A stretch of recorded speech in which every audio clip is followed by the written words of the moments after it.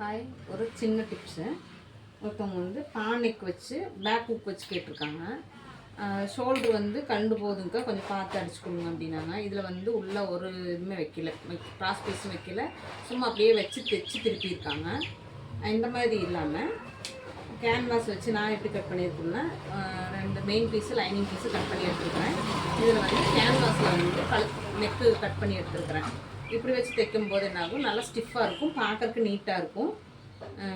இதில் வெட்டும் போது என்ன பண்ணணும், மேலே வந்து 2.75, அதாவது நெக்கோட ஓப்பன் வந்து 2.75 எடுத்தோம்னா, கீழே வந்து 2.25 ஒரு பாயிண்ட் எடுத்தோம்னா அந்த பா ஷேப் வந்து கரெக்டாக வரும்.